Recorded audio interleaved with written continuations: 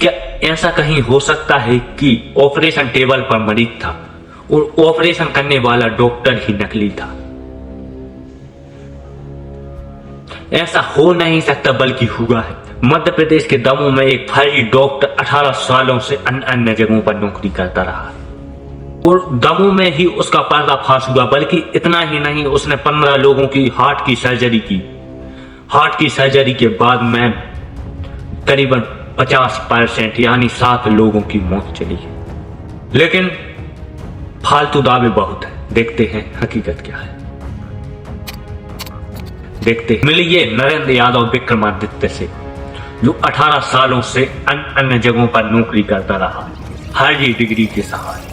लेकिन सबसे पहले अपन ये समझते हैं कि इसका जन्म कहां पर हुआ था और खुद को ये लंदन का कार्डियोलॉजिस्ट क्यों बता रहा था। क्या उसका जन्म लंदन में हुआ था? तो अपन ये समझ लेते हैं इसके पहले।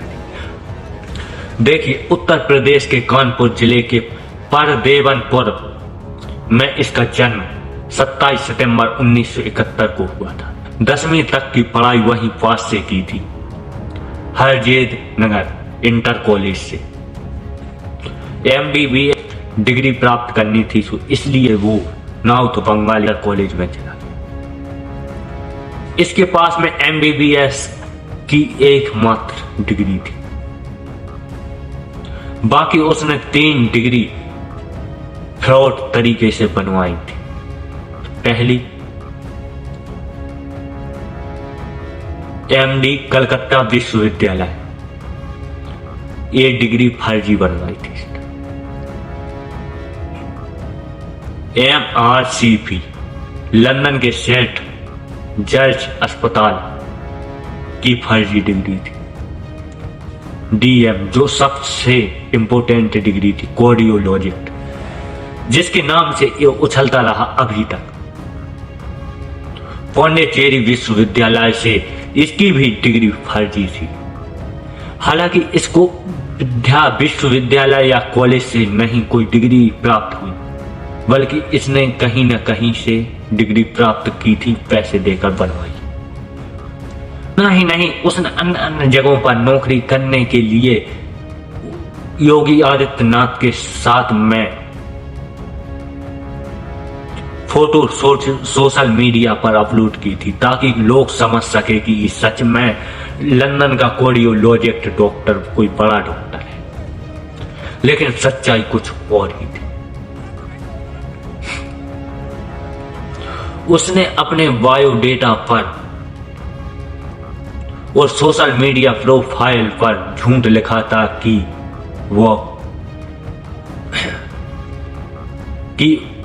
उसका जन्म 1975 वहागेगम UK में हुआ था।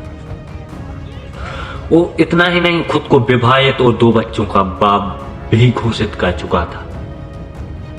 लेकिन जो सत्य है वो तो सत्य ही रहे।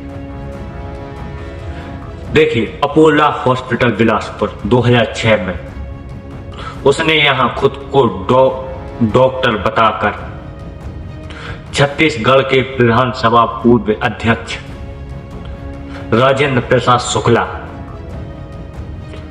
का ऑपरेशन किया था। इसके बाद में उनकी मृत्यु हो गई थी। 2013 में आया कैलाश हॉस्पिटल नोएडा। वहां उसने फर्जी दस्तावेज देकर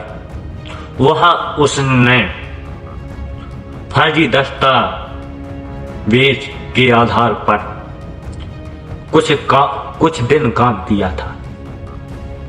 उसने अस्पताल को कानूनी नोटिस भेजा, जिसके बाद उसके खिलाफ धोखाधड़ी का केस दर्ज हुआ।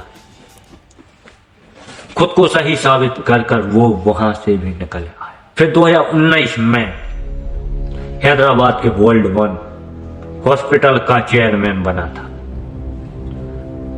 यहां उस पर एक ब्रिटिश डॉक्टर के अपहरण का आरोप भी लगाया गया था। कर्मचारियों के साथ धोखाधड़ी करने का आरोप लगाया था, जिसके कारण उसे गिरफ्तार भी किया गया था कुछ दिनों के लिए, जो 2006 से चल रहा है। 2019 तक खाली उसके बारे में कोई रत्ती भर फर्क नहीं पड़ा। पुलिस ने उसे गिरफ्तार किया खाली कुछ दिनों के लिए, कुछ यानी छोटे से दिन। फिर उसने दिल्ली के तेलंगाना में भी कुछ दिन काम किया, लेकिन फिर आया मध्य प्रदेश के दमोह जिले, जहां पर मूर्खता चलती है। 1 जनवरी 2025 की बात है। नरेंद्र यादव विक्रमादित्य ने मिशन हॉस्पिटल में कदम रखा था, बल्कि उसको 8 लाख प्रति माह देने सैलरी पर रखा गया। फरवरी के बीच में अचानक दमोह में चर्चा होने लगी कि मिशन हॉस्पिटल में हार्ट सर्जरी के बाद में मरीज बच नहीं रहे। जब परिजनों ने हंगामा किया और स्वास्थ्य विभाग की टीम को बुलाया गया, उसने 15 सर्जरी करने के बाद उसमें से 7 परिवारों के सदस्यों को उनसे अलग करने के बाद डॉक्टर की डिग्री व उसके डॉक्यूमेंट्स चेक करे तो सब चौंक रहे, क्योंकि डॉक्टर की डिग्री फर्जी, डॉक्टर का नाम फर्जी, डॉक्टर ने जो खुद को विवाहित बताया था वो फर्जी। इतना ही नहीं, डॉक्टर ने जो खुद का एड्रेस बताया था वो भी नकली। डॉक्टर ने खुद को फरार कर लिया उत्तर प्रदेश के प्रयागराज में 2025 में, जब भी वहां पर महाकुंभ चल रहा था। उसको लगा कि छोटी जगहों पर पकड़ा जाऊंगा, वहां पर ज्यादा भीड़ है तो वहां पर जल्दी से नहीं। उसे चिकन खाने का चिकन बहुत पसंद था।